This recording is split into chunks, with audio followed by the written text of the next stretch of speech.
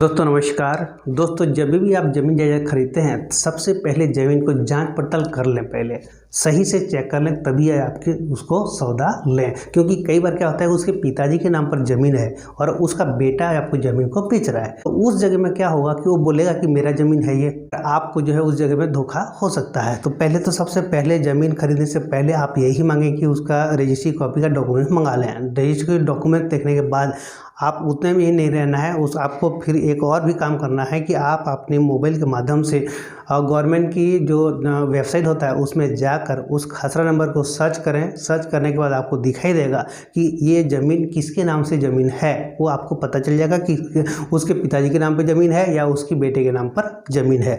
ये चेक कर लिया आपने। ये चेक करने के बाद आपको क्या करना होगा कि अगर उसके पिताजी के नाम पर ज़मीन है तो पहले तो क्या करेंगे आप कि उनके पिताजी के पास जाएंगे, उनके घर जाएंगे। चलिए ये आपके पिताजी के नाम पर ज़मीन है तो चलिए आपके पिताजी से बात कर लेते हैं। बोलिए उसके पिताजी के सामने जब बातचीत होगा, उसका पिताजी रहेगा, उसका बेटा रहेगा, बातचीत होगा कि हाँ वाकई में उस ज़मीन को बेचना चाह रहा है, तभी जाके उस ज़मीन को खरीदें और न कि जो है उसके बेटे के कहने पर ही आप लोग उस ज़मीन को ले लें। ऐसा बिल्कुल भी ना करें, क्योंकि ज़मीन उसके पिताजी के नाम पर है, ज़मीन बेचना है उसके पिताजी को, ना कि उसके बेटे को। ठीक है, उसका बेटा उस ज़मीन को बेच नहीं सकता है, उसके पिताजी ही उस ज़मीन को बेच सकता है। तो इसीलिए है जो राय ज़रूर ले लें, सलाह जो दोनों बाप बेटा में अगर राजी हो रहे हैं बेचने के लिए, तब जाके उसमें आप जो है एडवांस दे सकते हैं। कई बार क्या होता है कि उसका बेटा बोलेगा मेरा ज़मीन है और जो है आप मेरे को इतना पैसा दे दीजिए, मेरे को बहुत ज़रूरी अर्जेंट काम है। तो ऐसे मामले आपको तुरंत जो है पैसा नहीं दे देना है, क्योंकि जब एग्रीमेंट बनता है तभी जाकर पैसा देता है। हो सकता है जब उसका पिताजी बेचना ना चाहे उस ज़मीन को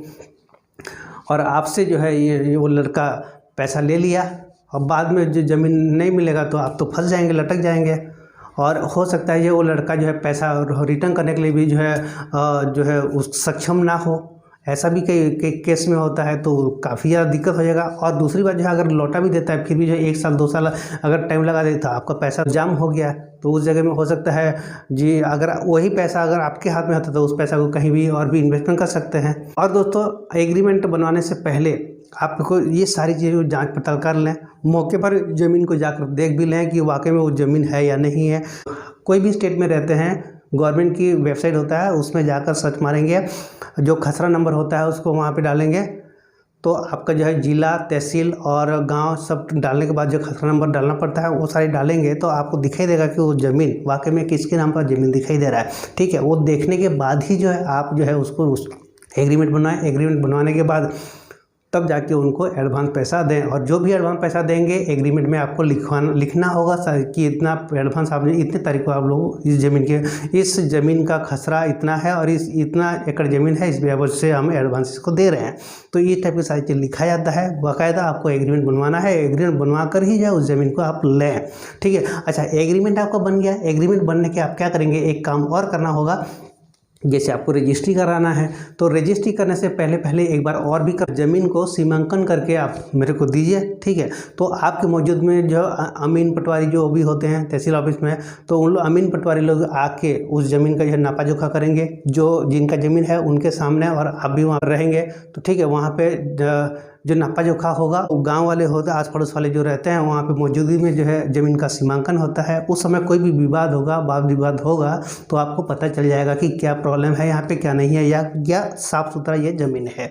तो उसी आधार पर जो है डिसीजन लेकर जो खरीद सकते हैं, तो आगे चल के आपको कोई भी दिक्कत नहीं होता है। इसके साथ साथ दोस्तों आपको जो जब आपका ज़मीन का रजिस्ट्री हो जाता है, रजिस्ट्री होने के बाद 15 दिन के बाद आपको जो है नामांतरण कराना रहता है, यानी कि दाखिल खारिज कराना पड़ता है, प्रमाणीकरण कराना पड़ता है। ठीक है, तो उसमें क्या होगा कि जो बेचने वाला व्यक्ति रहता है उसका नाम हटकर जो है आपके नाम को उसको दर्ज करना पड़ता है। रजिस्ट्री हो जाने के बाद ही का वाला काम ये है, तो ये भी कराना बहुत जरूरी है, तब जाके आपका वो ज़मीन आपका हक बनता है उस ज़मीन पर। ठीक है, आप उसका मालिकाना बनते हैं उस ज़मीन का।